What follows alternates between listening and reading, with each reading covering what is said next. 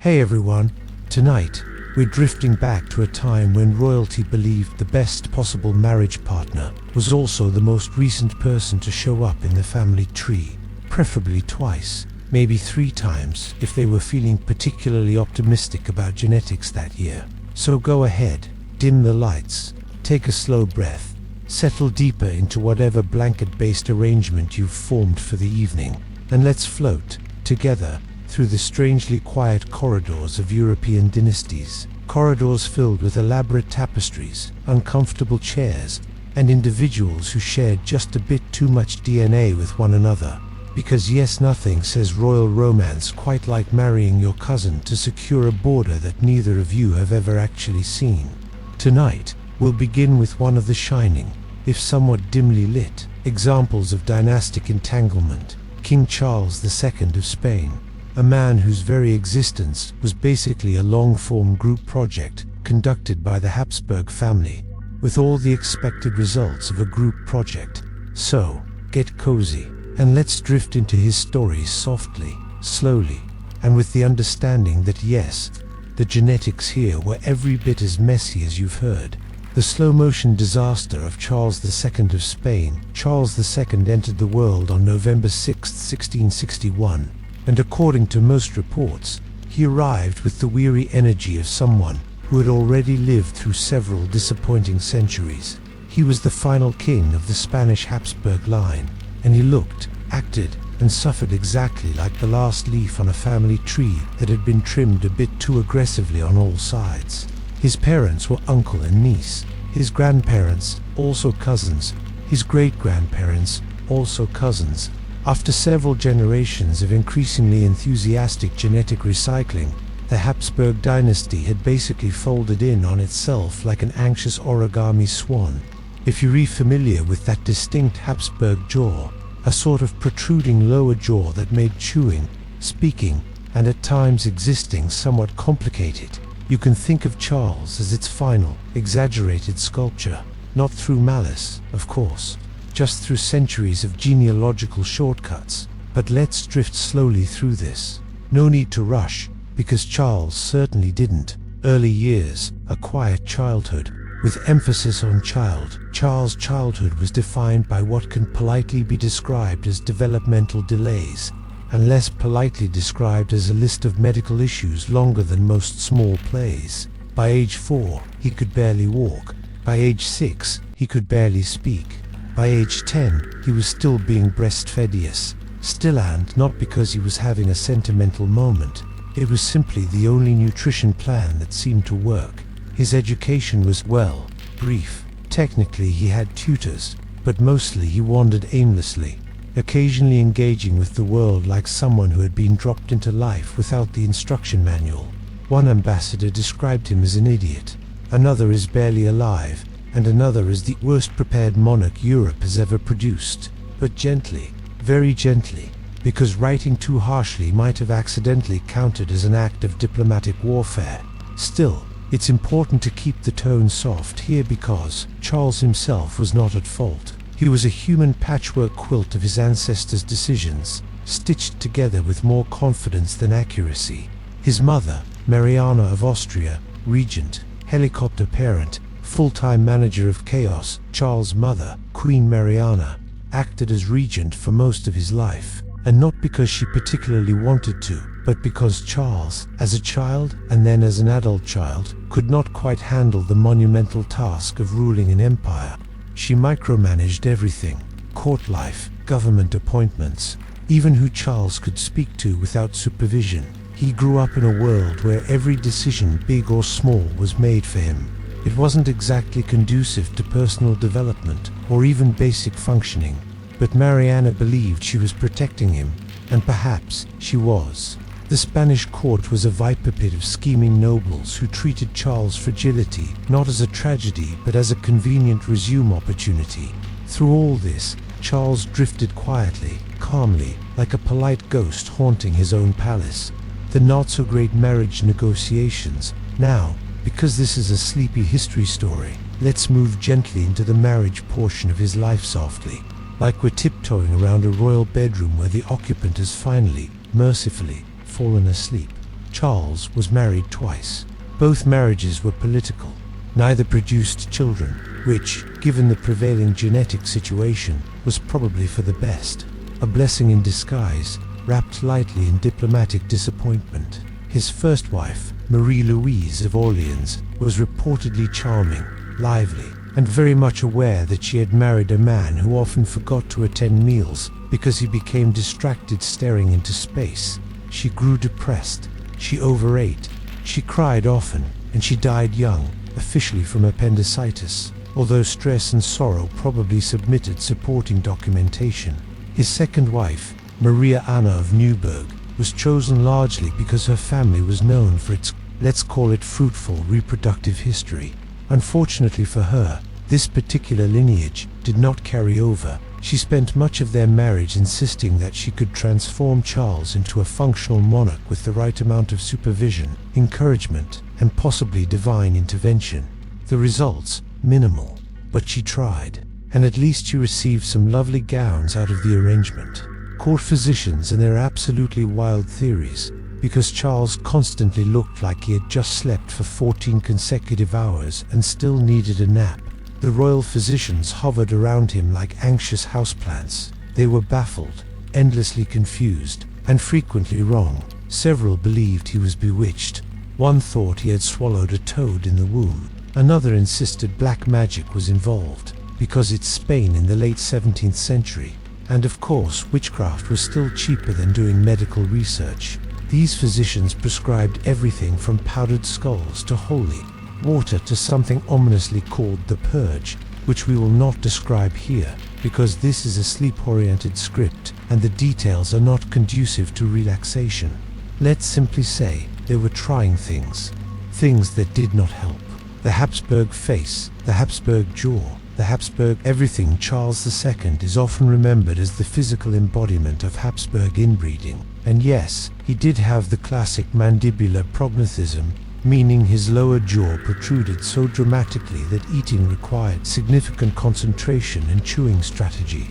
But the jaw was only one part of a broader array of Habsburg issues. He had weak muscles, low energy, digestive problems, and, reportedly, only one functioning testicle, something the Spanish court tiptoed around with the level of politeness usually reserved for avoiding comments about your co-worker's unfortunate haircut. His appearance, as described by contemporaries, was pale, droopy, and perpetually tired. Not dramatically so, just the quiet, lingering exhaustion of someone whose body was constructed like a very early prototype of something better. Yet despite all of that, portraits of Charles often depict him dressed magnificently, bathed in soft golden light, wearing brocade suited for someone with much stronger shoulders. The painters tried their best, bless them. If Photoshop had existed, they would have used it liberally. Political decline. Spain runs out of luck. While Charles was drifting gently through life, the Spanish Empire was drifting gently into collapse. Not violently, not suddenly. More like a majestic old ship slowly filling with water, while everyone politely debated whether buckets were a worthwhile investment. Spain's economy faltered. Its military weakened. Its empire shrank. Officials blamed each other. Nobles blamed the regents. And regents blamed sorcery, which was technically not helpful but emotionally satisfying. Charles, for his part, tried to help. He attended meetings. He nodded. He occasionally signed things. He made genuine effort, even when the effort was performed with the tentative concentration of someone trying to understand an instructions manual in a language they don't speak. He meant well. It just wasn't enough. The quiet tragedy of the final Habsburg. Toward the end of his life, Charles became convinced he had been bewitched. He requested exorcisms, multiple. The Spanish clergy, more than willing to escalate any situation into a supernatural event, obliged with enthusiasm. These exorcisms did not help his health, they did not help his mood, and they certainly did not help Spain, but Charles believed in them. They were comforting in their own way, simple, familiar rituals performed by people he trusted, small islands of reassurance in a life filled with confusion. In the end, he died quietly at age 38, exhausted, ill, and at peace, Finally free of the relentless expectations of heritage and duty, he left behind no children, no heirs, and a Europe ready to tear itself apart over the question of who should inherit the Spanish throne. But that story can wait for another night. Tonight, we simply let Charles rest, a fragile monarch built by generations of dynastic ambition, struggling against biology, destiny, and the entire Habsburg family tree. Drifting now, we move gently away from him, floating toward the next royal catastrophe waiting in the wings. So let's float onward, gently, softly, like a half-deflated ceremonial cushion being carried down a long palace hallway, because Charles II was not an isolated incident. He was more like the unfortunate final chapter of a long-running dynastic experiment. And as we drift deeper into this bedtime story, we're going to visit some of the other royal figures whose DNA was, how shall we put it, creatively arranged through the magic of limited marriage options. Tonight, we continue with another Habsburg, whose family tree did not so much branch out as politely loop back in on itself. Emperor Leopold I, he was Charles II's uncle. He was also his cousin. And, by this point, you already know where this is going. Leopold I, the emperor who looked like a concerned accordion. Leopold I ruled the Holy Roman Empire from 1658 to 1705, and he managed to do so while resembling a slightly wilted bouquet of Habsburg genetics held together by an alarming level of ceremonial velvet. Leopold is perhaps best remembered for his jaw. It was so prominent, so majestic in its forward march, that diplomatic guests reportedly had trouble determining whether he was speaking or simply resting his face. But let's not rush. We'll stroll, very slowly, through the details. A childhood built on tutors and genetics working overtime. Leopold was born in Vienna in 1642. Emperor Ferdinand III and Maria Anna of Spain, who, yes, was indeed his father's niece. At this point, the Habsburgs were essentially trying to see what would happen if you played genetic Jenga but removed only the important blocks. He was originally not intended to rule. In fact, he was supposed to enter the church. And honestly, many historians agree that he had the general energy of someone who would have preferred monastery life, quiet halls, steady routines, reduced need for small talk, and absolutely no pressure to lead troops into battle.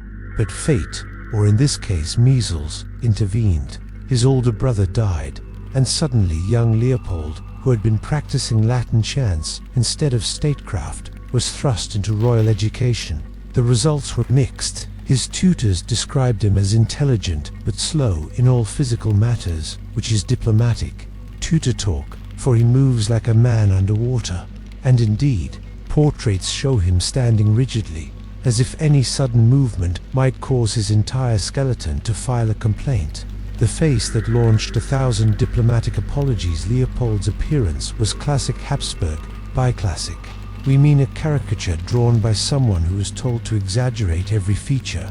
His lower jaw was so pronounced that it looked as though his teeth were holding a quiet but determined protest against his lips. His nose was long, his chin was longer, his hair hung limply, as if even it was tired of dealing with the facial structure beneath it. And yet, despite all that, he had a certain presence, not a commanding one, not a charismatic one, but definitely a presence like a somber grandfather clock that made decisions about foreign policy. Interestingly, despite being painfully shy and physically awkward, Leopold had a fondness for lavish clothing. He adored ruffles, he embraced lace, he leaned wholeheartedly into the fashion choices that said, "Yes, I have money, and no, I am not using it on genetic diversification." A marriage strategy focused less on romance, more on replacement heirs. Leopold married 3 times, not because he was particularly romantic, but because European monarchies operated like Pokemon collections. You had to keep trying until you finally acquired a male heir that wouldn't die before his 4th birthday. His wives were Margaret Theresa of Spain, his niece, and also Charles II's sister.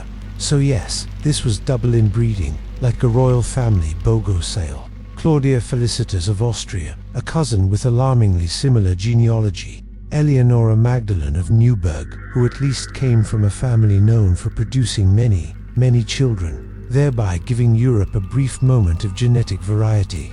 With Margaret, Leopold had a daughter who didn't survive infancy. With Claudia, he had 2 daughters, both of whom also died young.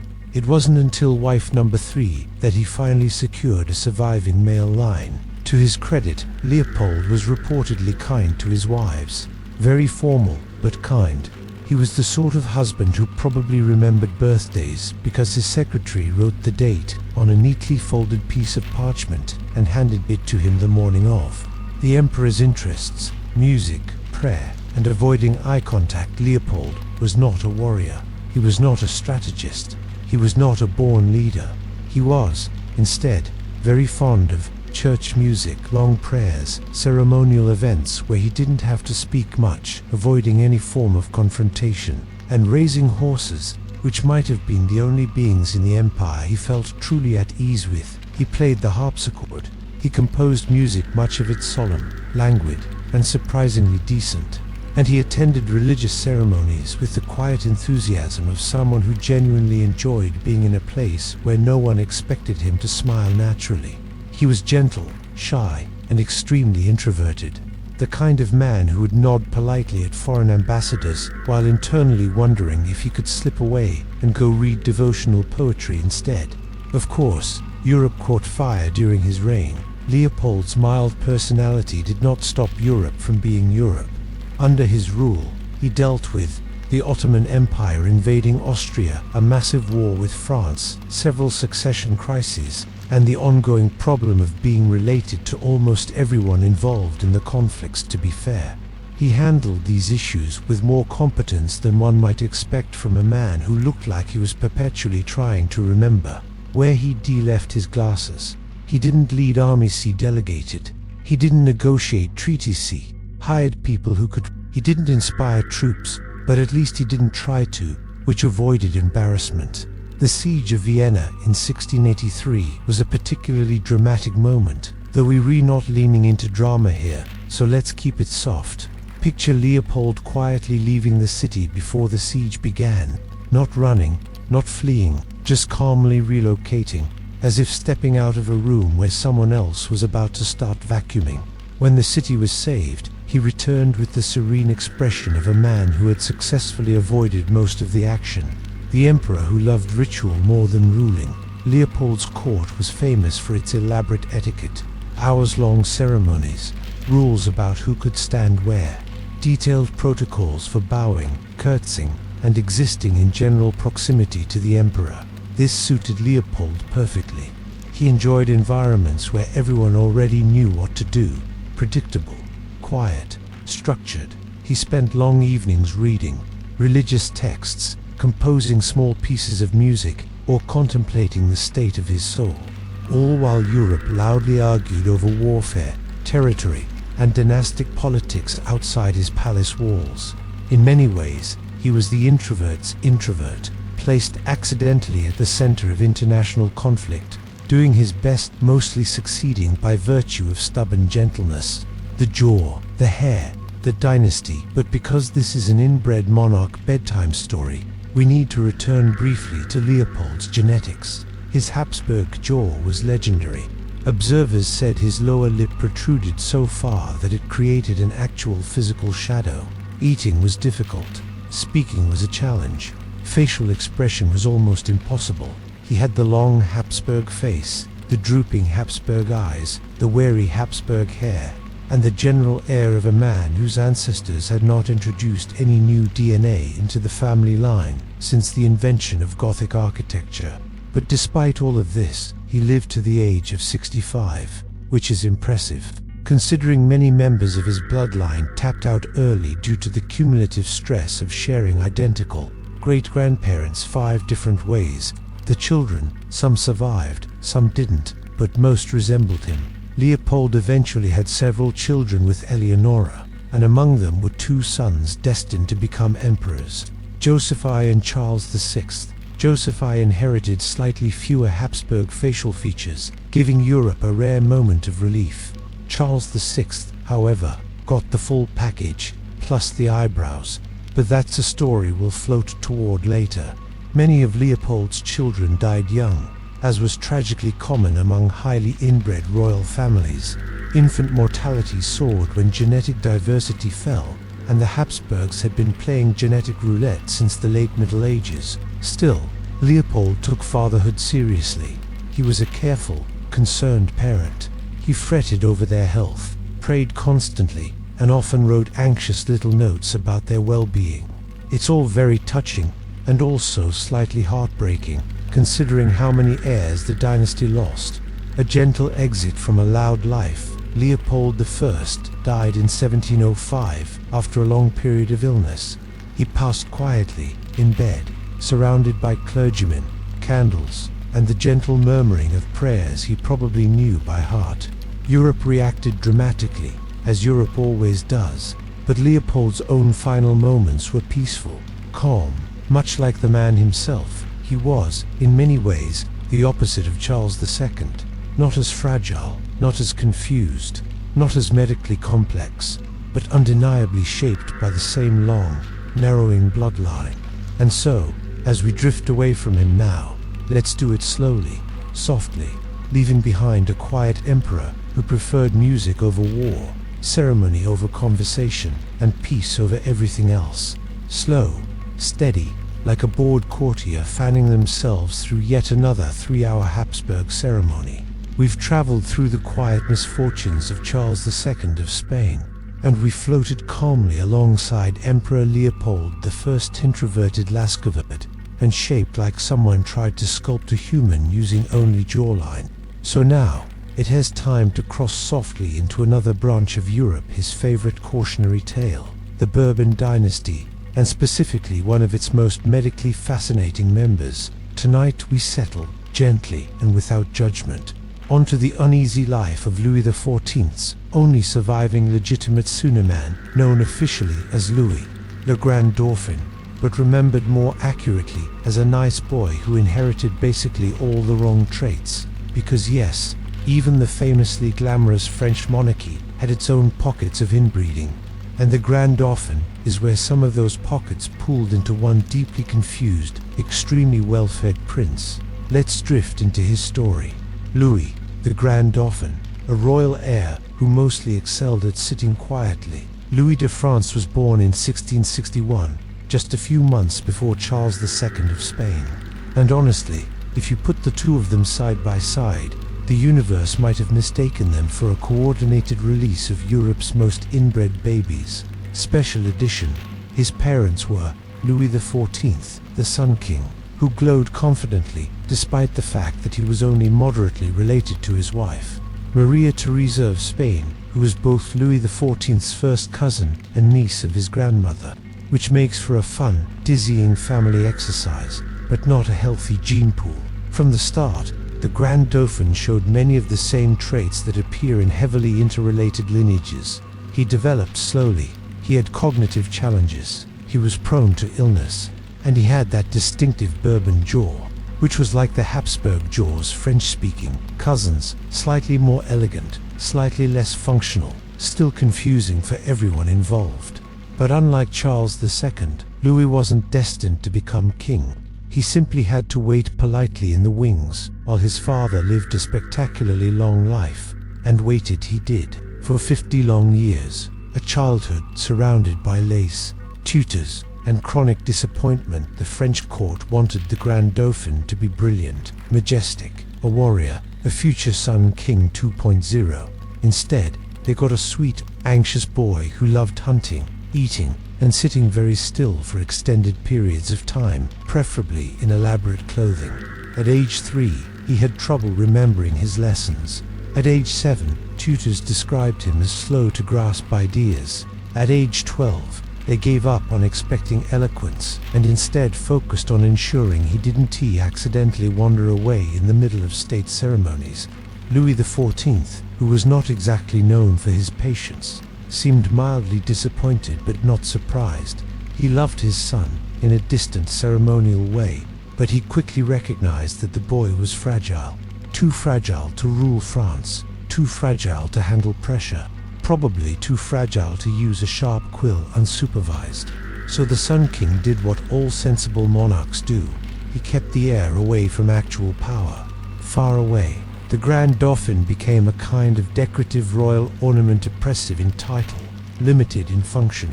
The personality of a pleasant, confused golden retriever. Contemporaries described him using phrases like good natured but simple, obedient but slow, well-meaning but unintellectual, and my personal favorite, as gentle as he is dull. None of these were meant cruelly. They were simply accurate observations from a court that had expected a dazzling successor and instead received an extremely polite man who clapped too slowly at operas. He wasn't stupid, just limited, easily led, easily confused, easily contented.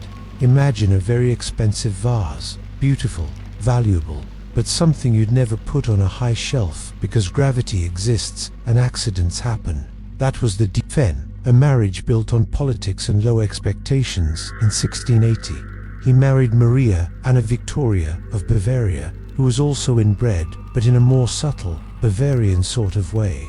The marriage wasn't passionate, but it was functional. They produced 3 sons, all of whom inherited a scattershot array of physical and cognitive traits. Louis, Duke of Burgundy, intelligent but frail, and constantly on the verge of dying, and eventually did. Philip V of Spain, emotionally unstable, extremely pious, and anxiously devoted to being a king, despite being wildly unsuited for it. Charles, Duke of Berry, pleasant enough but forgettable, which honestly might be the healthiest outcome in that family.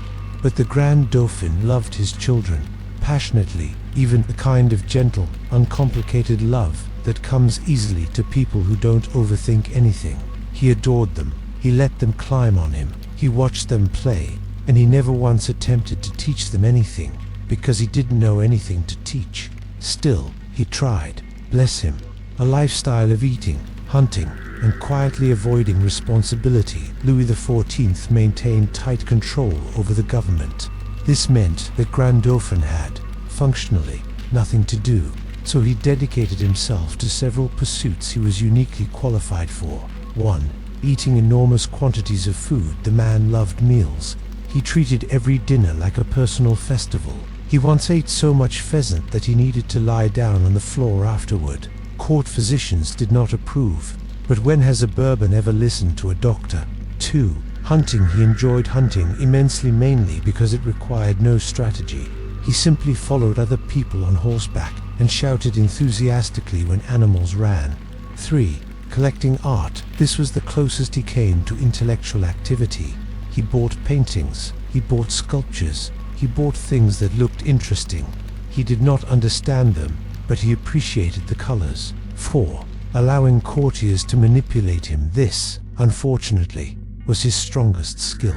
He became the centerpiece of multiple court factions, all of them convinced they could steer him like a decorative ship figurehead with feelings. He didn't argue, he didn't resist.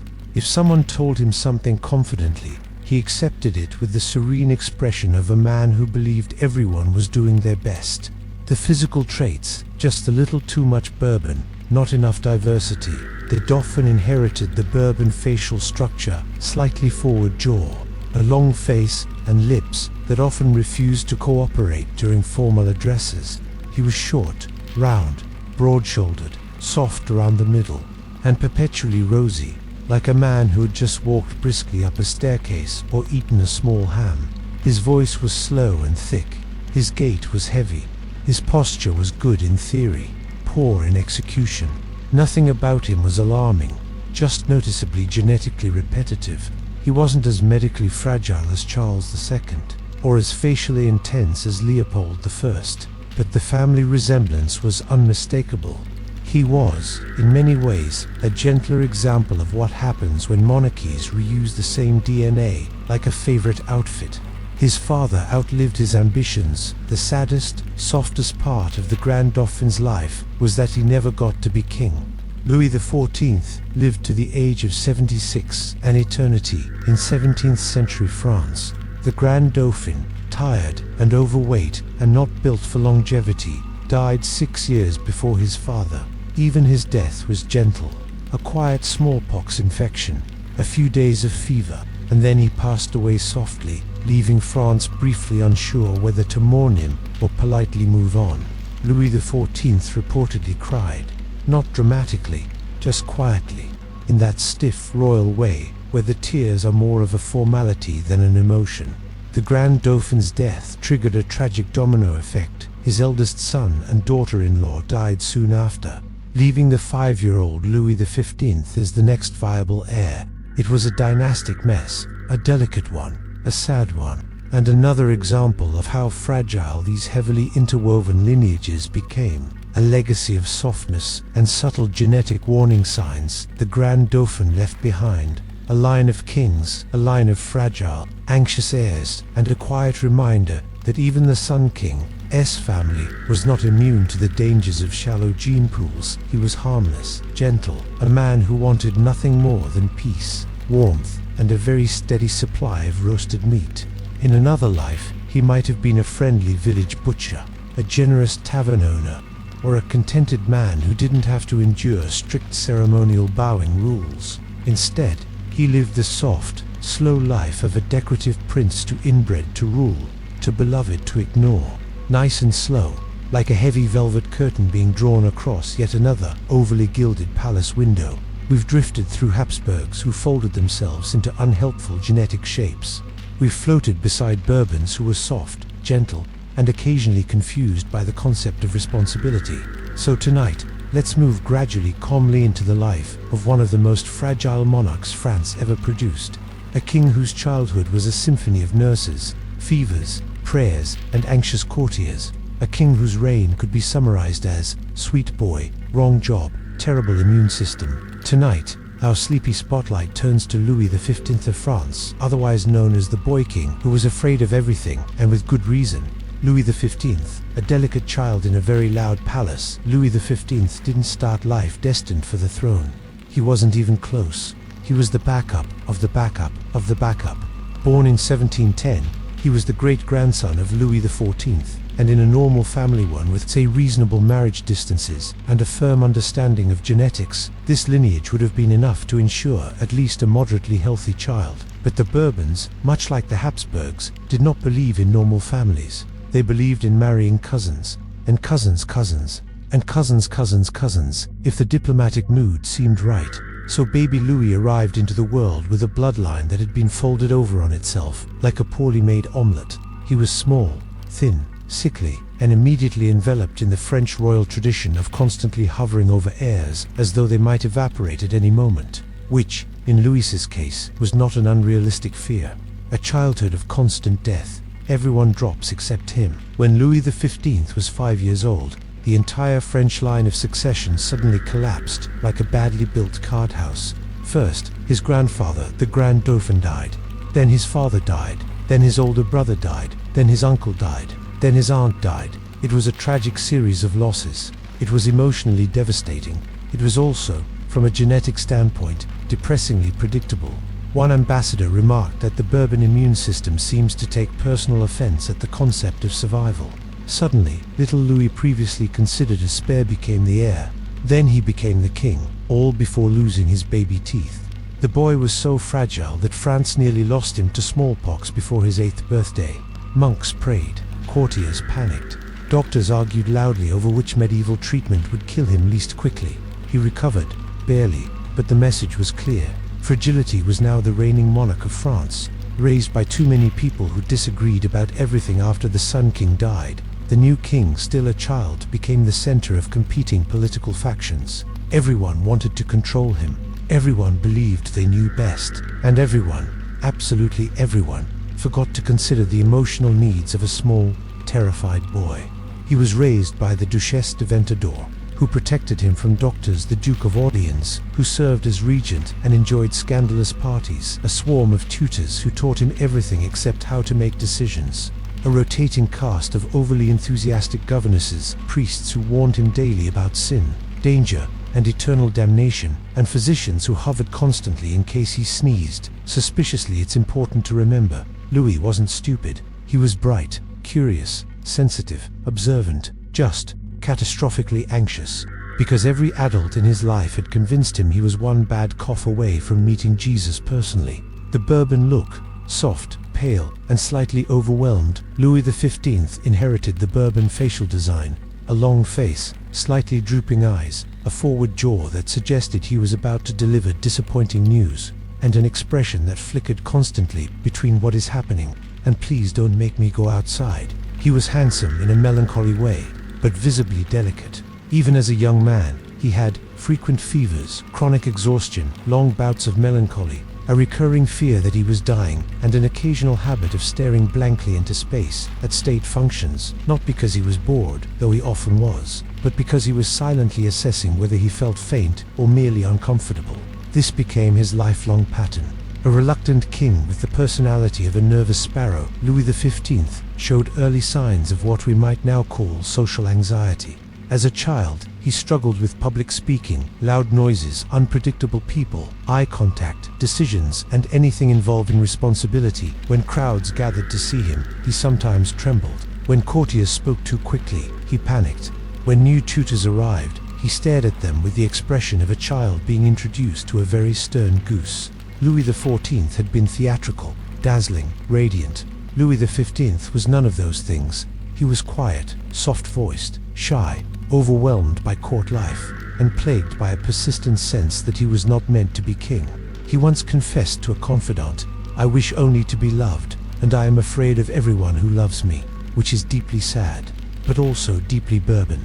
Marriage, another politely arranged Bourbon situation. Louis married Marie Leczeska, a Polish princess who was chosen essentially because she was Catholic, she was from a powerless family, she wouldn't interfere, and most importantly, all the other options were cousins. Marie was gentle, quiet, kind, completely unprepared for French court. They had 11 children, a remarkable achievement, considering Louis often believed he was too ill to attend dinner.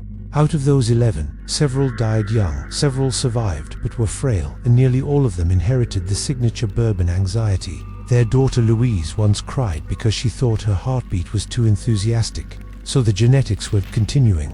The king who was terrified of his own people, as Louis grew, so did his fear of the outside world. He avoided Paris whenever possible because crowds overwhelmed him. He hated traveling, he disliked ceremonies, and he dreaded public audiences, which he felt were too loud and too direct. He preferred quiet hunting lodges, small private dinners, gentle conversation, and long solitary walks in gardens that looked suspiciously like they were designed for quiet brooding. He often needed reassurance, constantly. The man was the human equivalent of a trembling candle flame, the fragile body behind the crown throughout his reign.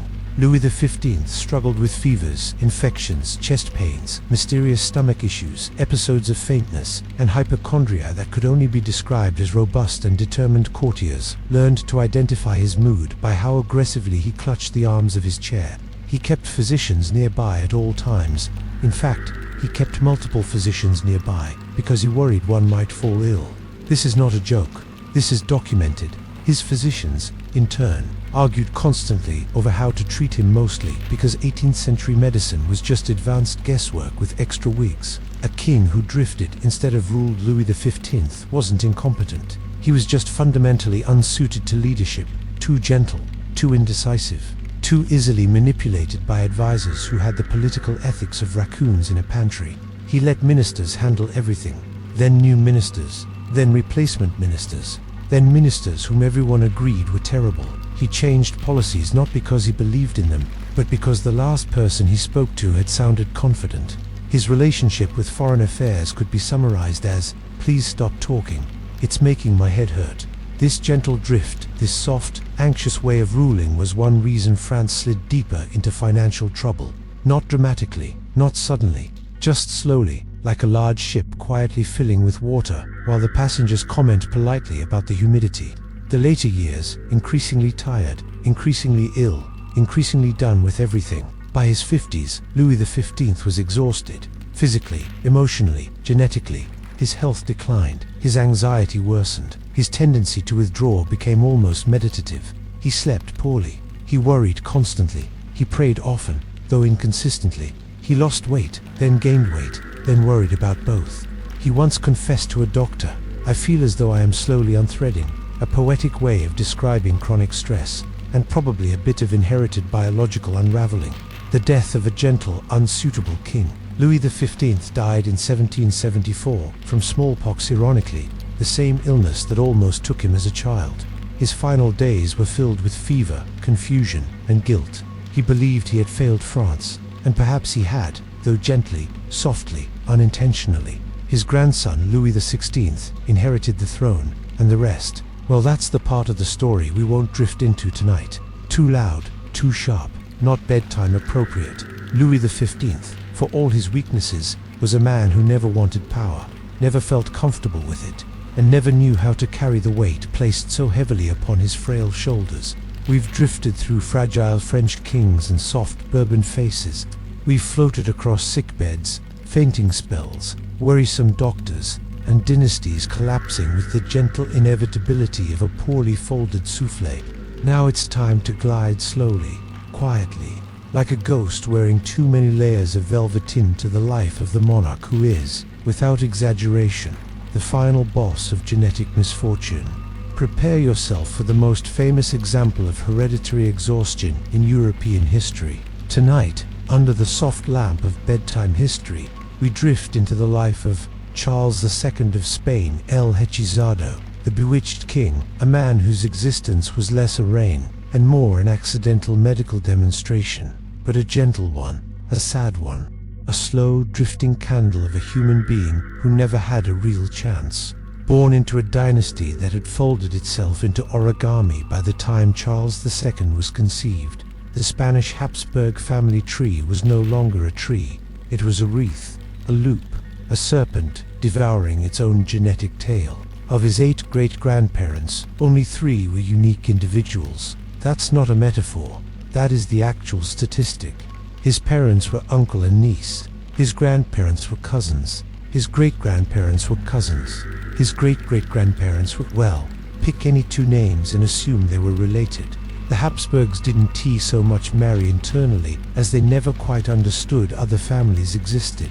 So Charles entered life as the genetic equivalent of a glass chandelier, beautiful in lineage, extremely expensive, and constantly in danger of cracking. A baby who already looked tired of existing. Charles was born in 1661 after a traumatic labor that nearly killed his mother. Even at birth, he had a disproportionately large head, a receding chin, a prominent Habsburg jaw so heavy it made breastfeeding nearly impossible, weak muscle tone and eyes that did not coordinate their efforts to well his fontaneltha soft spot on a baby's scalded and tea close until he was 4 years old. And he didn't walk until he was 8. He spent his childhood in a haze of fevers, fits, digestive issues, seizures, teeth that grew unpredictably, if at all, in fact. The poor boy didn't learn to speak until age 3, and even then, speech was difficult because his jaw was so mismatched.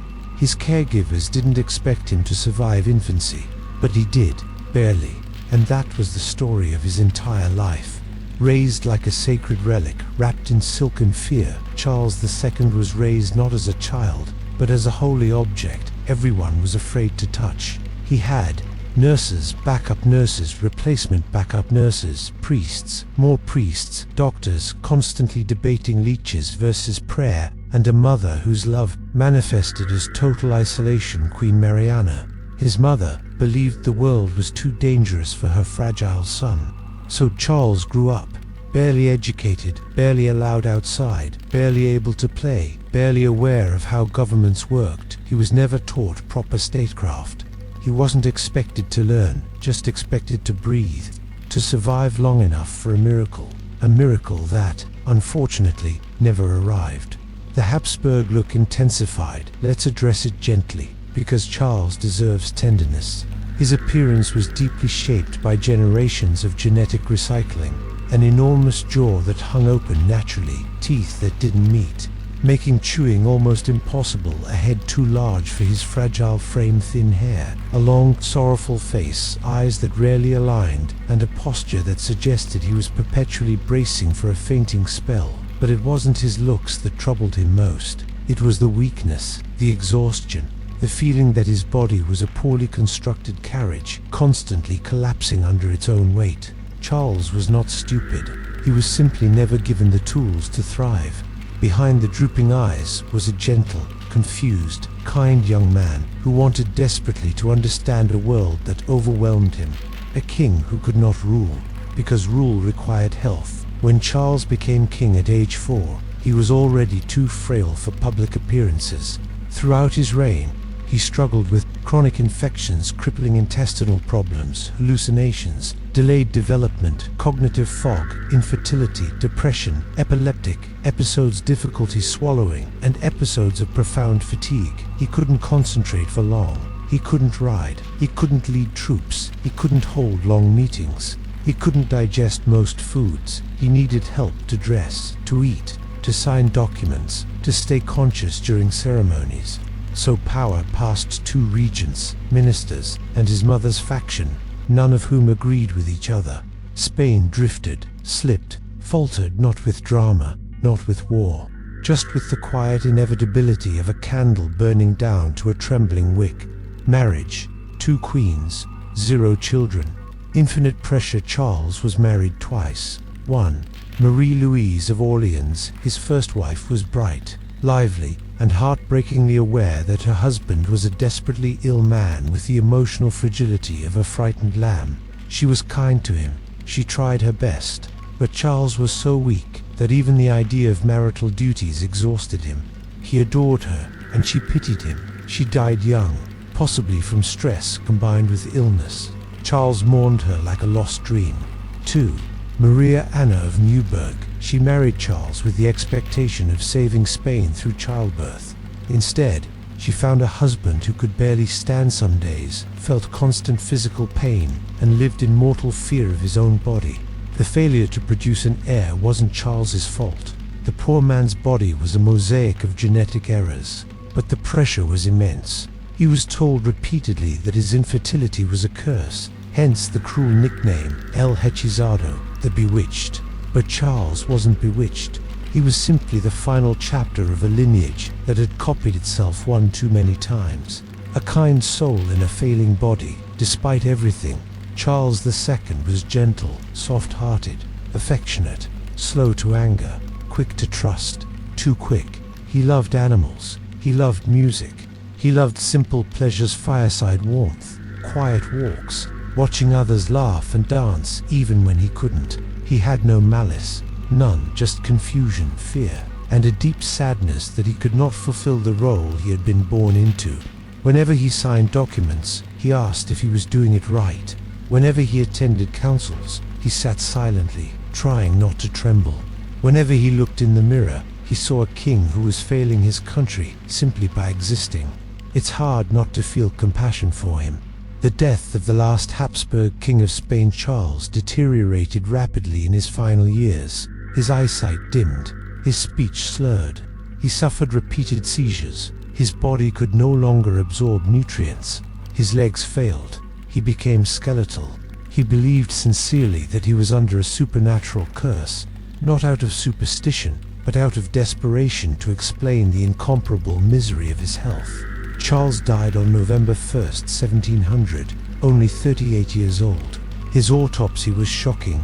His heart was the size of a walnut, his lungs corroded, his intestines rotten, his body full of fluid, and his testicles described as small as pea pods. He was, medically speaking, a miracle only in the sense that it was a miracle he survived as long as he did. His death ended the Spanish Habsburg line.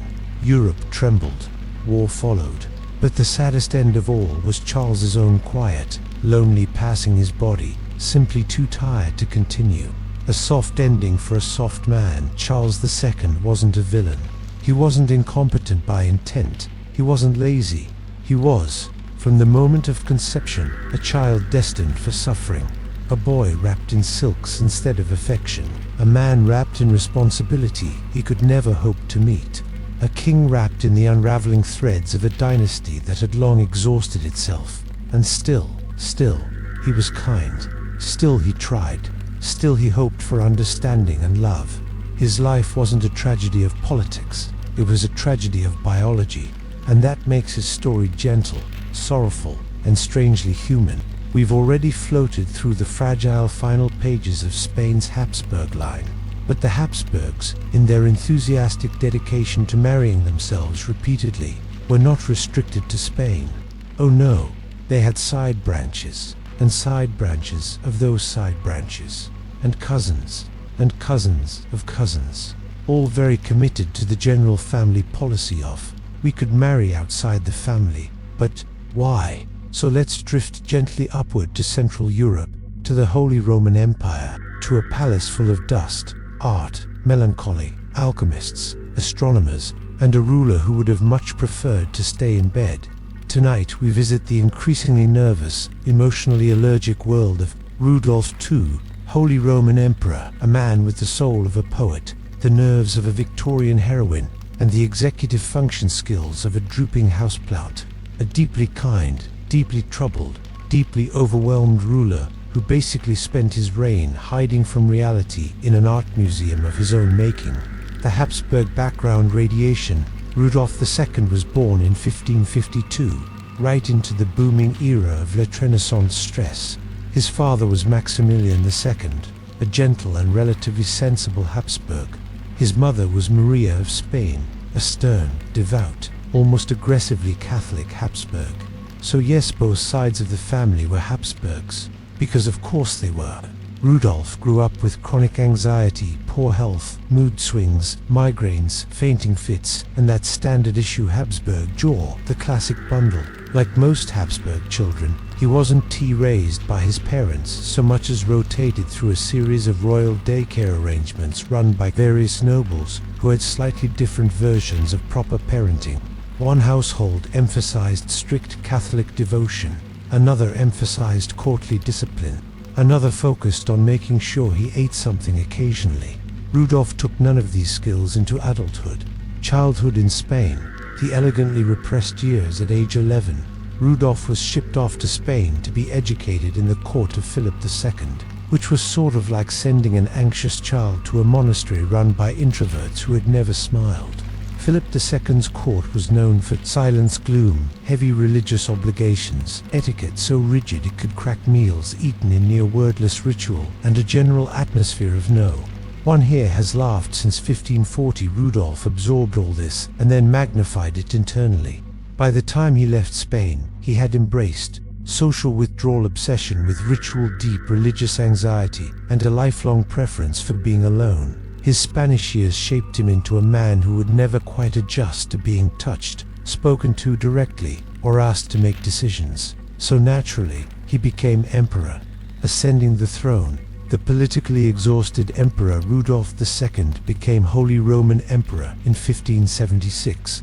At age 24, he was, at this point, shy, emotionally fragile, thoroughly overwhelmed, already sliding toward depression, and allergic to conflict in a way rarely seen in someone expected to manage an empire. He moved the imperial court to Prague, partly because he liked it, and partly because Vienna stressed him out. The Habsburg court in Prague became legendary for its beauty, but also for its incredible dysfunction.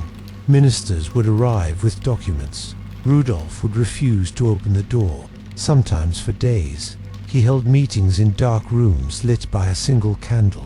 He whispered more than he spoke. He let important political appointments drift for years because the thought of choosing someone made his chest tighten. He was not a malicious ruler, just a man who simply did not have the constitution for rulership. But he did have passions, deep, absorbing, financially ruinous passions. The obsessed collector, where money and sanity went to die. Rudolf II didn't just collect art, he collected everything. His tastes were eclectic in a way only a man with unlimited funds and unlimited anxiety could manage. Rare gems, gold filigree, occult manuscripts, Egyptian artifacts, taxidermy, musical instruments, automata, magical relics, real or otherwise, mechanical birds that didn't quite work, large crystals, small crystals, astrolabes, portraits, mythical beast illustrations, several actual lions, and, allegedly, a stuffed crocodile hanging from his ceiling. If something was shiny, strange, or slightly cursed-looking, Rudolf wanted it. His palace in Prague became one of the greatest early modern cabinets of curiosity, a labyrinth of wonders that smelled vaguely of dust, incense, and scientific regret. Visitors said the collection was like wandering inside the mind of a beautifully talented, deeply anxious hoarder. They meant it kindly. The artists and alchemists of Prague Castle Rudolf gathered brilliant minds the way other rulers gathered armies. At his court, you could find astronomers, alchemists, astrologers, painters, sculptors, poets, mathematicians, inventors, and that one guy who swore he could turn lead into gold. The emperor didn't really understand most of their work, but he loved watching them try. Tycho Brahe, the astronomer with the bronze nose, and his brilliant assistant, Johannes Kepler, both worked under Rudolf. Imagine Rudolf sitting quietly in a corner of the observatory, wrapped in a velvet robe, holding a cup of hot spiced wine, nodding sympathetically as Tycho explained a planetary model he absolutely did not understand. He admired genius, even when he couldn't pass it, even when he forgot which planet was which was often man who could not function in crowds. Rudolf II avoided public ceremonies whenever possible. He found them overstimulating. Heavy robes, too warm, trumpets too loud, crowds staring at him, unbearable, speeches. He would forget every word. Even his own coronation involved him sitting in quiet panic under a crown that kept slipping down because the Habsburg jaw didn't coordinate with headgear. He preferred his private chambers, where he could quietly examine a gemstone under candlelight for 4 hours without anyone asking questions. A ruler who forgot to rule while Rudolf was admiring a mechanical bird that only worked on Tuesdays. Europe was sliding toward crisis. Ottoman threats, religious conflict, Bohemian unrest, a family full of ambitious brothers, and officials knocking on his door, saying, "Your Majesty, please, any direction at all." Rudolf responded by locking himself in his study, sometimes for days. He wasn't lazy, he was simply overwhelmed by the idea of consequences. When pressured too hard, he responded with passive-aggressive silence, so profound it became a political strategy. Not a good one, but a strategy.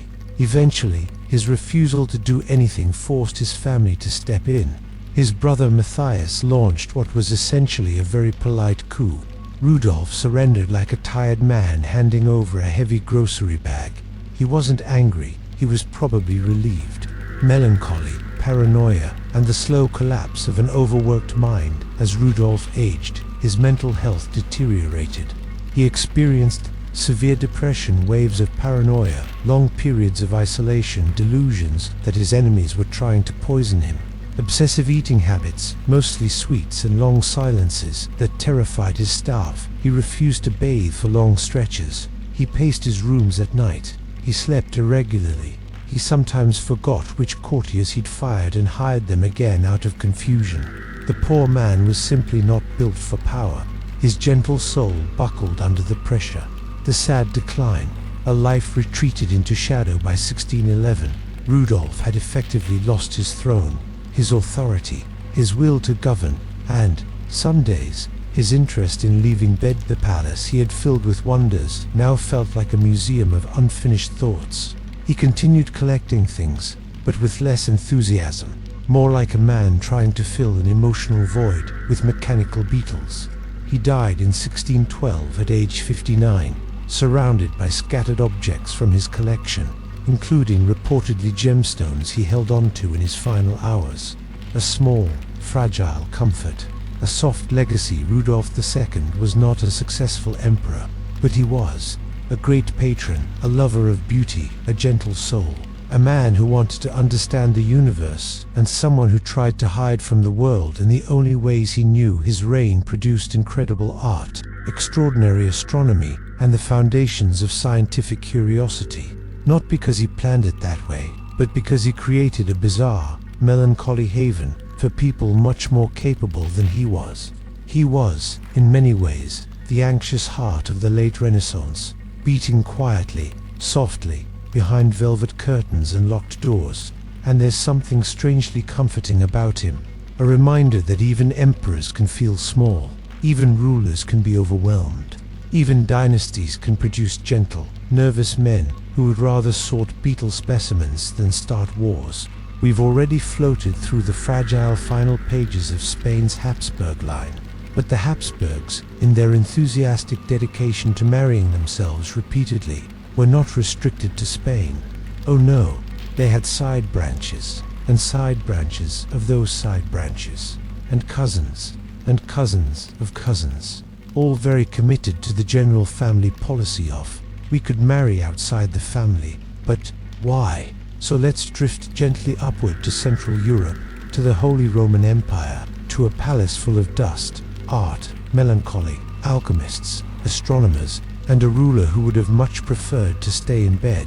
Tonight we visit the increasingly nervous, emotionally allergic world of Rudolf II, Holy Roman Emperor, a man with the soul of a poet, the nerves of a Victorian heroine, and the executive function skills of a drooping houseplant, a deeply kind, deeply troubled, deeply overwhelmed ruler who basically spent his reign hiding from reality in an art museum of his own making. The Habsburg background radiation, Rudolf II was born in 1552, right into the booming era of late Renaissance stress. His father was Maximilian II, a gentle and relatively sensible Habsburg. His mother was Maria of Spain, a stern, devout, almost aggressively Catholic Habsburg.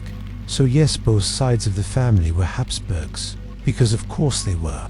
Rudolf grew up with chronic anxiety, poor health, mood swings, migraines, fainting fits, and that standard issue Habsburg jaw, the classic bundle. Like most Habsburg children, he wasn't raised by his parents so much as rotated through a series of royal daycare arrangements run by various nobles who had slightly different versions of proper parenting.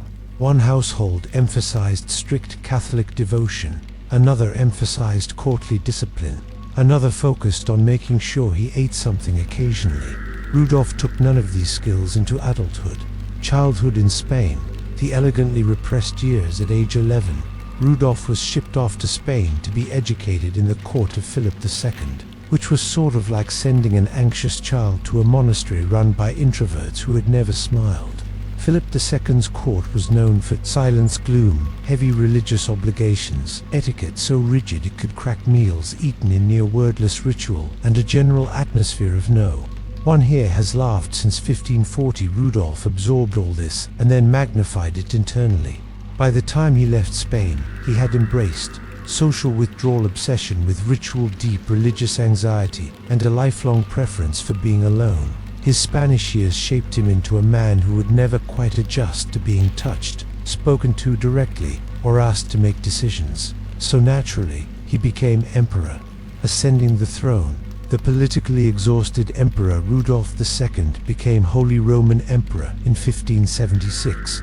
At age 24, he was, at this point, shy, emotionally fragile, thoroughly overwhelmed, already sliding toward depression, and allergic to conflict in a way rarely seen in someone expected to manage an empire. He moved the imperial court to Prague, partly because he liked it, and partly because Vienna stressed him out. The Habsburg court in Prague became legendary for its beauty, but also for its incredible dysfunction.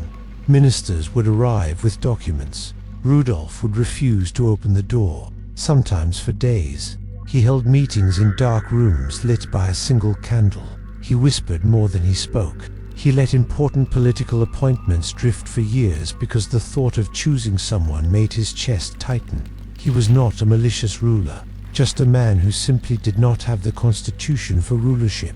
But he did have passions, deep, absorbing, financially ruinous passions.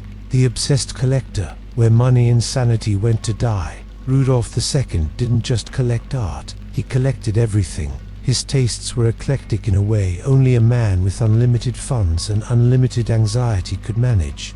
Rare gems, gold filigree, occult manuscripts, Egyptian artifacts, taxidermy, musical instruments, automata, magical relics, real or otherwise, mechanical birds that didn't quite work, large crystals, small crystals, astrolabes, portraits, mythical beast illustrations, several actual lions, and, allegedly, a stuffed crocodile hanging from his ceiling. If something was shiny, strange, or slightly cursed-looking, Rudolf wanted it.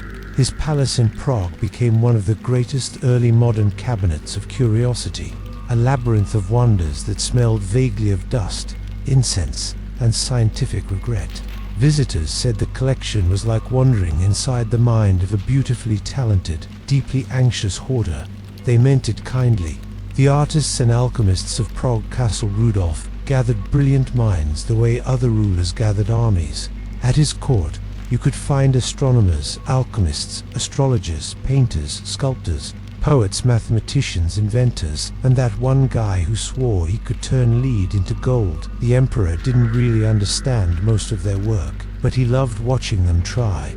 Tycho Brahe, the astronomer with the bronze nose, and his brilliant assistant, Johannes Kepler, both worked under Rudolf.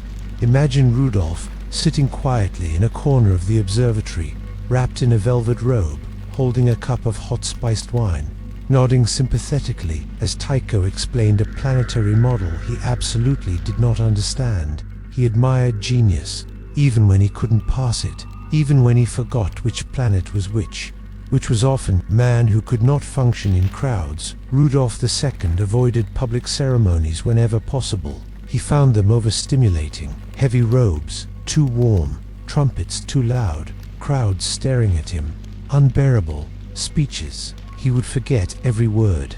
Even his own coronation involved him sitting in quiet panic under a crown that kept slipping down because the Habsburg jaw didn't coordinate with headgear. He preferred his private chambers, where he could quietly examine a gemstone under candlelight for 4 hours without anyone asking questions. A ruler who forgot to rule while Rudolf was admiring a mechanical bird that only worked on Tuesdays. Europe was sliding toward crisis. Ottoman threats, religious conflict, Bohemian unrest, a family full of ambitious brothers, and officials knocking on his door, saying, "Your Majesty, please, any direction at all." Rudolf responded by locking himself in his study, sometimes for days. He wasn't lazy, he was simply overwhelmed by the idea of consequences. When pressured too hard, he responded with passive-aggressive silence, so profound it became a political strategy. Not a good one, but a strategy. Eventually, his refusal to do anything forced his family to step in. His brother Matthias launched what was essentially a very polite coup. Rudolf surrendered like a tired man handing over a heavy grocery bag. He wasn't angry, he was probably relieved. Melancholy, paranoia, and the slow collapse of an overworked mind. As Rudolf aged, his mental health deteriorated. He experienced severe depression, waves of paranoia, long periods of isolation, delusions that his enemies were trying to poison him. Obsessive eating habits, mostly sweets, and long silences that terrified his staff. He refused to bathe for long stretches. He paced his rooms at night. He slept irregularly. He sometimes forgot which courtiers he'd fired and hired them again out of confusion. The poor man was simply not built for power. His gentle soul buckled under the pressure. The sad decline. A life retreated into shadow by 1611. Rudolf had effectively lost his throne, his authority, his will to govern, and, some days, his interest in leaving the palace he had filled with wonders now felt like a museum of unfinished thoughts. He continued collecting things, but with less enthusiasm, more like a man trying to fill an emotional void with mechanical beetles. He died in 1612 at age 59, surrounded by scattered objects from his collection, including reportedly gemstones he held onto in his final hours. A small, fragile comfort, a soft legacy. Rudolf II was not a successful emperor, but he was a great patron, a lover of beauty, a gentle soul, a man who wanted to understand the universe, and someone who tried to hide from the world in the only ways he knew. His reign produced incredible art, extraordinary astronomy, and the foundations of scientific curiosity. Not because he planned it that way, but because he created a bizarre, melancholy haven for people much more capable than he was. He was, in many ways, the anxious heart of the late Renaissance, beating quietly, softly, behind velvet curtains and locked doors. And there's something strangely comforting about him, a reminder that even emperors can feel small, even rulers can be overwhelmed, even dynasties can produce gentle, nervous men who would rather sort beetle specimens than start wars. Take a slow breath, loosen your shoulders, and drift with me toward another softly flickering royal life. We've wandered through Spain, we've tiptoed through Central Europe, and now, like a slow tide, we ease ourselves toward the western edge of the Iberian Peninsula. Tonight, wrapped in low-energy narration and a blanket of mild historical tragedy, we re-slipping into the life of someone who never should have ruled anything more dangerous than a well-secured greenhouse. A king raised on chivalric fantasies, heroic nonsense, and the sort of moral expectations that can only be placed on a child by adults who don't understand children. This is the story of Sebastian I of Portugal, a boy king, a lonely idealist, a young man raised to believe he was chosen by God, but whose life unfolded more like a cautionary pamphlet about the dangers of unrealistic expectations. He was brave in the way very sheltered teenagers are brave, absolutely convinced of their own invincibility, right up until the moment reality arrives. Let's drift gently into it. A baby born into high expectations, thin bloodlines, and crippling Catholic guilt, Sebastian was born in 1554 to Prince John of Portugal and Joan of Austria. This, of course, means, yes, he was a Habsburg grandchild, not a full strength, one more of a lightly infused Habsburg, but the dynasty still managed to get its genetic fingerprints onto him. His mother was extremely devout, stern, and fond of strict discipline. His father died young, his grandfather died soon after, and by age 3, Sebastian was king. Yes, 3, a toddler whose greatest achievements were learning to walk and occasionally not crying, was suddenly the sovereign of an entire empire. That should give you a sense of how things were going for Portugal. Raised by women who feared the world and men who wanted a warrior, Sebastian's childhood was a tug-of-war between two forces. One, the women of the household, who wanted him to be pious, shy, gentle, obedient, and preferably indoors too. The men of the court, who wanted him to be a heroic crusader, a new medieval knight, a conqueror, an armor-wearing symbol of Portuguese might. If you're sensing that this combination produced someone emotionally fragile, yet overly ambitious, you are absolutely correct. Sebastian was raised in the royal nursery like a rare orchid kept in a glass case. He grew into a pale, thin, sickly boy with large eyes, a sharp profile, and the general appearance of someone who stayed up too late, reading about saints who died unpleasantly. He barely played with other children. He barely met other children. He was too important for normal interactions, and too sheltered to become a functional adult. It was not a promising start. A boy obsessed with chivalry, despite being physically unsuitable for most activities involving muscles. Sebastian's tutors filled his head with crusader tales, knightly codes, heroic legends, military theory, stories of martyrs, and long moralizing sermons about destiny. It was all very inspirational, in the same way medieval propaganda posters are inspirational, but also deeply impractical.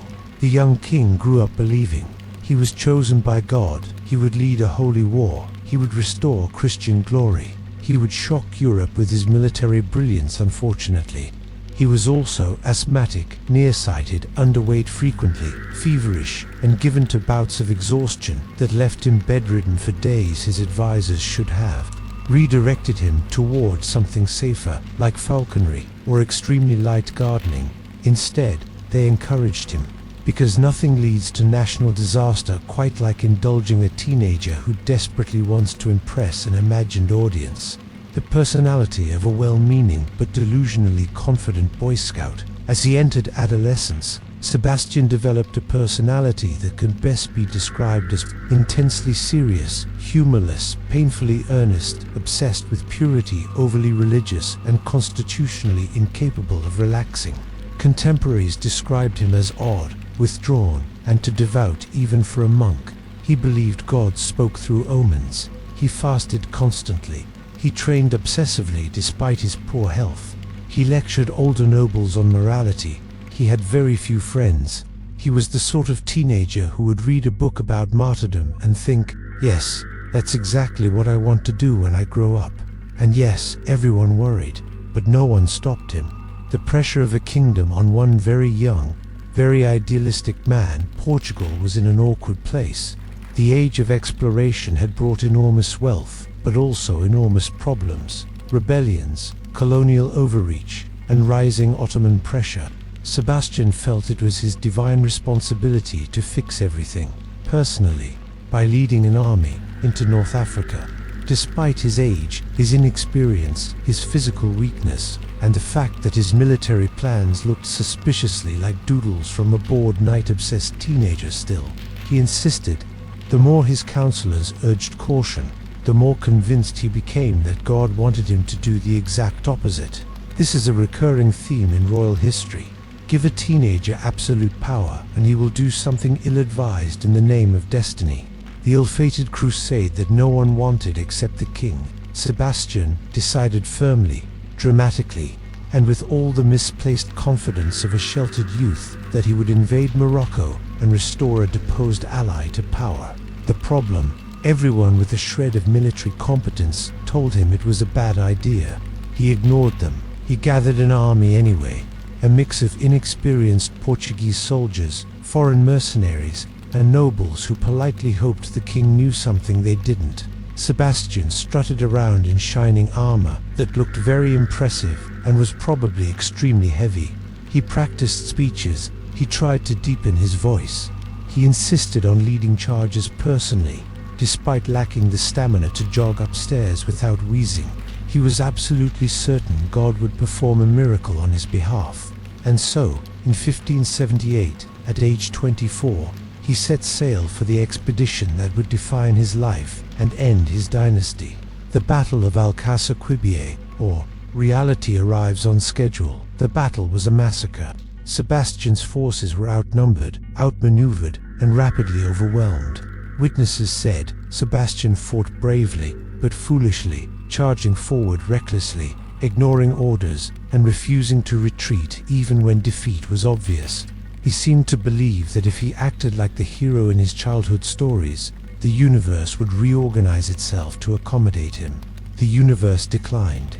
As the army collapsed, Sebastian disappeared in the chaos, a pale figure in shining armor, swallowed by dust, heat, and disaster.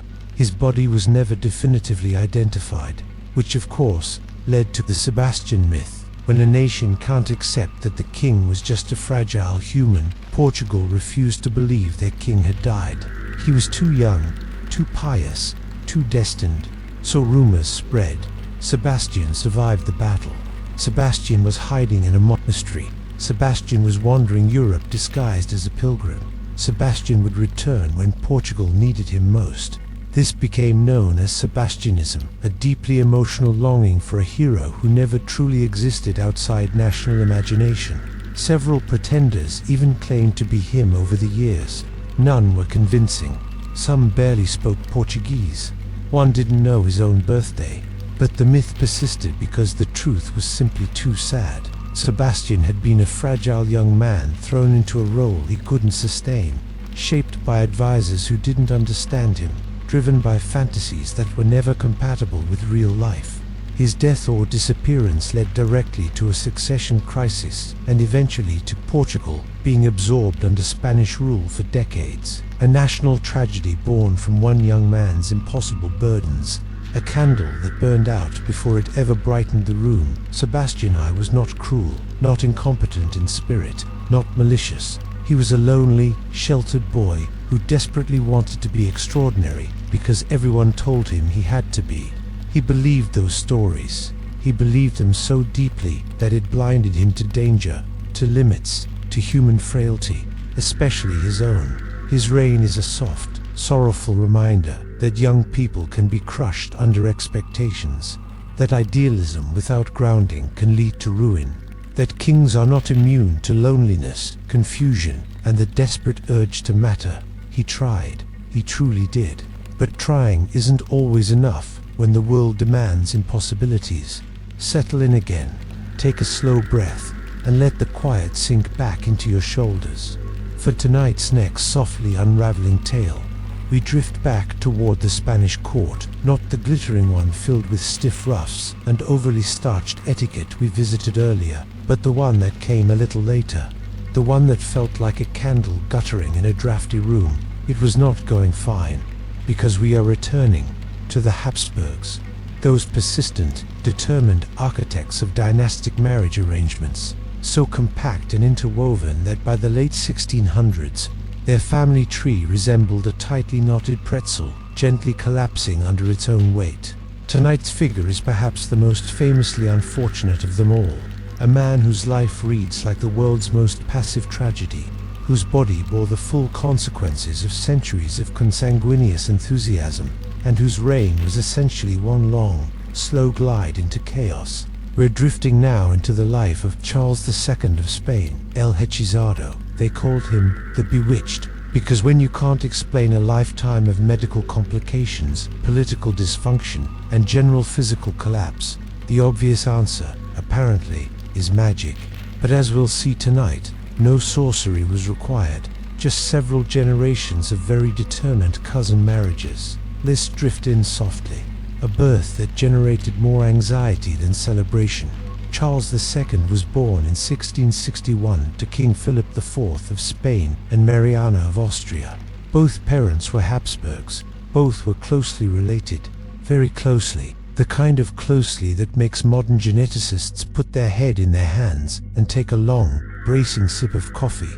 By the time Charles entered the world, the Spanish Habsburg gene pool was less a pool and more a shallow puddle left out in the sun.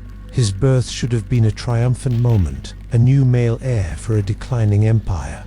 But even in infancy, it was clear that something was wrong. Charles struggled to feed. He grew slowly. His facial features, especially that famous protruding Habsburg jaw, were so pronounced that he could barely chew. He didn't speak until he was 4. He didn't walk until he was 8.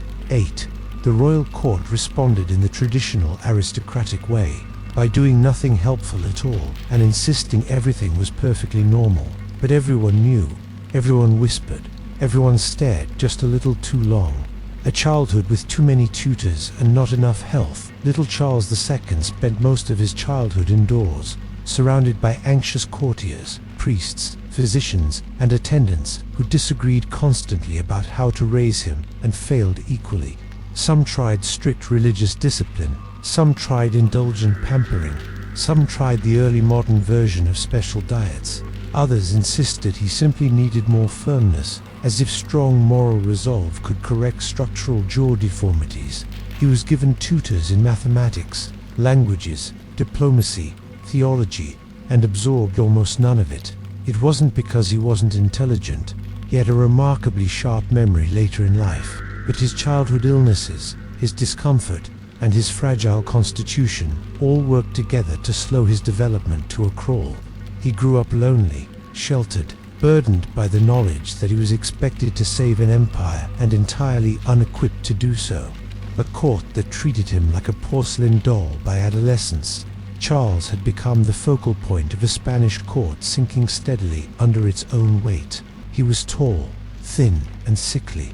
His facial features had grown more severe. He struggled with speech. He tired easily. He suffered frequent illnesses. He lacked coordination. But he also had moments of kindness, humor, and a genuine desire to be a good king. He was simply trapped in a body that refused to cooperate. The court, meanwhile, turned his every weakness into political opportunity. Factions formed, those loyal to the Queen Regent, those loyal to other branches of the Habsburg line, those hoping to position themselves for the inevitable succession crisis, those who just enjoyed palace intrigue too much to stop. Charles was surrounded, constantly, by people who needed him to be healthy enough to legitimize their ambitions and sick enough that they could control him. It was a stressful arrangement, and Charles, unsurprisingly, wilted under it. The first marriage, hoping for an heir, getting only stress at 16. Charles was married to Marie-Louise of Orleans, a French princess known for her charm, beauty, and general zest for life. She was not thrilled, not about the marriage, not about Spain, not about the rigid etiquette, and not about her new husband, who alternated between being sweetly dependent and heartbreakingly fragile. Marie-Louise tried her best. She treated Charles kindly. She encouraged him. She attempted to lighten the oppressive Spanish court atmosphere by laughing occasionally. a behavior that shocked some courtiers and mildly scandalized others. But as months turned into years, no heir appeared. The court whispered, the court speculated. The court examined Charles and Marie-Louise as if they were livestock. Charles, poor man, believed wholeheartedly that he must be bewitched. It was easier than accepting that his lifelong medical issues were not going to allow for a straightforward continuation of the dynasty. Marie-Louise died young, only 26, exhausted, homesick, and worn down by constant pressure. Charles was devastated. He wept openly. He blamed sorcery. He blamed fate. He blamed enemies surrounding the throne. And once again, the court spiraled into chaos. The second marriage, more pressure. Same result, Charles remarried in 1690. This time to Maria Anna of Neuburg, a German princess from a famously fertile family. Truly famously. Her relatives produced children the way early modern monarchies produced tax burdens. Everyone thought this was the solution. It was not. Maria Anna had determination, political savvy, and absolutely no patience for Spanish court intrigues. She quickly established her own faction of supporters, opposed by naturally every other faction. The pressure on her to conceive was relentless. Every minor illness was interpreted as possible pregnancy. Every return to health was met with disappointment. Charles grew more distressed, more convinced that supernatural forces were acting against him, more aware that everyone was waiting for his body to accomplish something it simply could not. The marriage became cold, distant, and purely political, and the empire slowly continued to unravel. A king haunted by illness, Charles suffered from an extraordinary array of health problems. Chronic digestive issues, fevers, joint pain, seizures, possible endocrine disorders, profound fatigue, and the feeling of being under constant physical strain. His jaw made chewing difficult. His immune system was fragile. He was frequently bedridden. He aged rapidly. Observers described him as prematurely old, lined with exhaustion, struggling to maintain awareness during meetings. And yet, he tried. He listened carefully during councils. He made efforts to understand issues. He asked questions. He attempted, within his limits, to be a conscientious ruler. It just wasn't enough. Spain's finances were collapsing. Its military power was diminished. Its empire strained. Its nobles schemed with escalating boldness. And the king was a single, sickly man who wanted desperately to do what was expected of him but could not. The obsession with magic now and then, in the soft, candlelit chambers of the Alcazar. Charles would ask priests if he was cursed. He genuinely believed he might be bewitched, that dark forces were preventing him from fathering children, from recovering his health, from ruling effectively. The clergy leaned into this, performing exorcisms, conducting investigations, casting out imaginary demons with great ceremony. These rituals brought Charles comfort, but also reinforced his sense of helplessness. This was not a man in political command. This was a man searching for meaning in an avalanche of misfortune. A reign that drifted toward collapse by the late 1690s. Spain was essentially being governed by warring factions, foreign ambassadors, and opportunistic nobles. Charles was the symbolic center, the fragile thread barely holding the tapestry together. Foreign powers circled like patient buzzards. France wanted the throne. Austria wanted the throne. Every major European house wanted a piece of Spain once the inevitable happened, and Charles knew it. His life was a quiet tragedy, not dramatic, not violent, but unbearably heavy. He carried the weight of an empire and the consequences of a dynasty's genetic choices on shoulders that were never strong enough to bear them. Tonight, we're floating into the late 18th century, across the Channel, into a Britain busy reinventing itself, expanding itself, and arguing loudly with basically everyone, including itself. And at the very center of all this bustle, sat a man who wanted nothing more than a little order, a little peace, and perhaps a quiet afternoon spent among his cows. This is the story of George III, a king best known for losing the American colonies, but who, for our purposes, is far more interesting as a man slowly sinking beneath the weight of his own mind. Not a dramatic collapse, not a tragic opera, more like a gentle unraveling, thread by thread, while the world politely pretended not to notice. The early years. A king who wanted to be normal. George III was born in 1738, a plump, healthy baby with clear eyes and the general aura of someone destined to be politely confused by everything. His grandfather, George I, barely spoke English. His father, Frederick, died young. So George grew up in a court full of tension, exile, and factions that held more grudges than a Victorian diary. But George himself was earnest, surprisingly earnest. He wanted to be good, he wanted to be moral, he wanted to be steady. He wanted to be the kind of king who read agricultural manuals for fun and woke up early enough to impress disapproving tutors. And he did.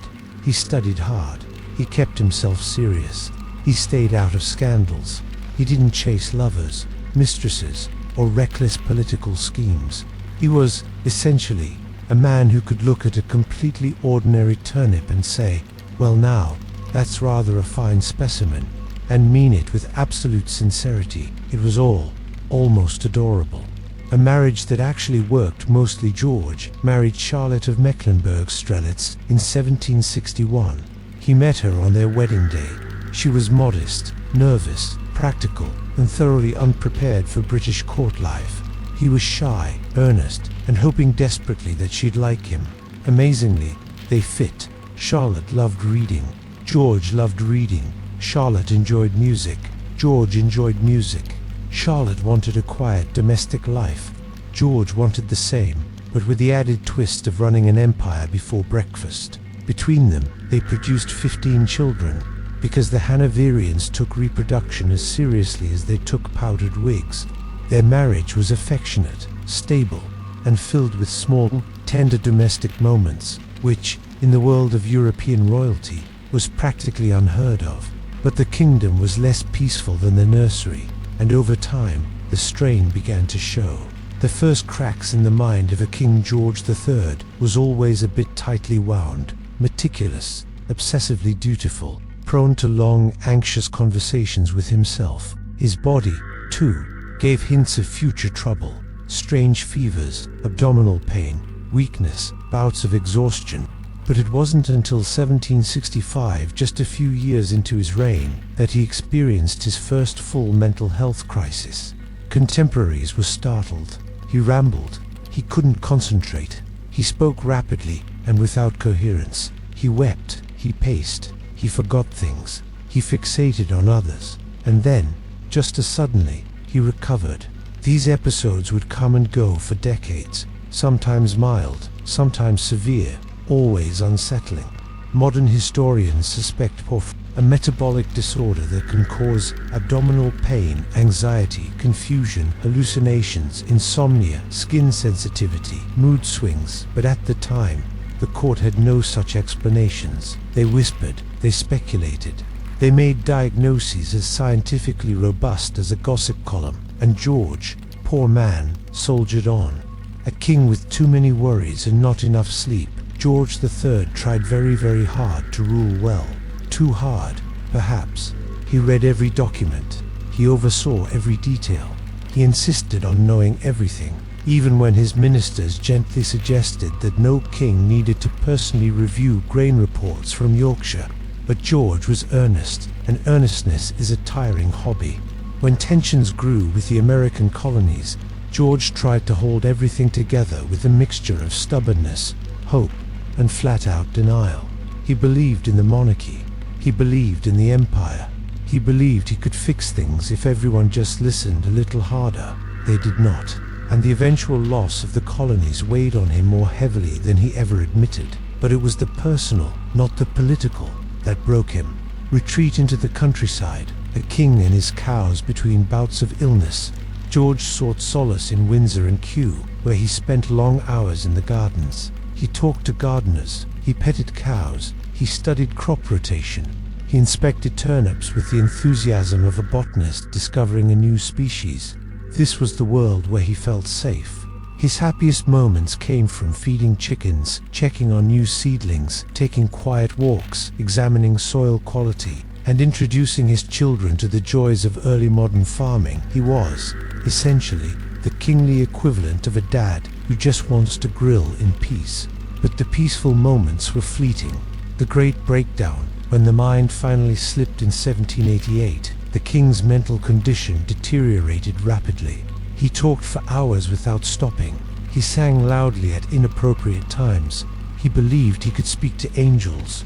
He wrote long, passionate letters that made little sense. He refused to sleep. He needed constant supervision.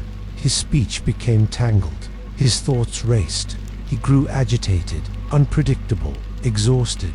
At one point, he reportedly spoke continuously for more than 48 hours, a feat impressive in the way a hurricane is impressive, powerful, overwhelming, and profoundly concerning. His doctors, who specialized primarily in bleeding, blistering, and telling patients to cheer up, were baffled. Queen Charlotte was terrified. His children were kept away. Ministers debated declaring him incapable of ruling. Eventually, the king improved enough to return to public life, but he was never quite the same. The episodes grew more frequent, more intense, more heartbreaking. Family life fraying at the edges as George deteriorated. His relationships with his older children suffered. The sons, George, Frederick, William, were frustrated, rebellious, extravagant, and more interested in partying than governance. They resented their father's strictness. He resented their irresponsibility. Princesses were kept at home well into adulthood, protected or confined by their father's fears and their mother's anxieties. The palace atmosphere grew tense, like a household waiting for the next storm to break. The Regency crisis, a kingdom waiting in the hallway in the early 1800s, George's condition worsened permanently. He hallucinated constantly. He cried out at night. He forgot where he was. He shouted at attendants. He spoke to invisible people. He wandered the halls in confusion. It was gentle madness, soft, sad, and unmoored. His beloved wife, Charlotte, broke under the strain. She visited him less and less, unable to bear seeing him so diminished. His eldest son, the future George IV, was made Prince Regent, a role he accepted with the enthusiasm of a man handed both power and a list of responsibilities he had no intention of fulfilling. George III spent his last years not in golden splendor, but in dim rooms at Windsor, surrounded by attendants, removed from politics, and slowly disappearing into a cloud of confusion and memory. He was blind. He was nearly deaf. He no longer recognized family members. He hummed softly to himself. He talked to shadows and sang hymns out of tune. It was not dramatic. It was not violent. It was simply sad, a slow fading, like a candle extinguishing itself. A quiet end to a loud reign. George III died in 1820 at the age of 81, one of Britain's longest reigning monarchs, one of its most misunderstood, and one whose mind had carried more burdens than it could bear. He left behind a country transformed, children who both loved and resented him, a wife whose heart had quietly cracked, and a legacy often flattened into a single sentence. The king who lost America. But he was much more than that. He was a gentleman, a man who tried earnestly to be good, a man who loved his family, a man who adored the countryside, a man who, in the end, wanted only a little peace, and that, perhaps more than anything, makes him fit perfectly into our evening of softly unraveling royals. A man who struggled quietly, loved deeply, and drifted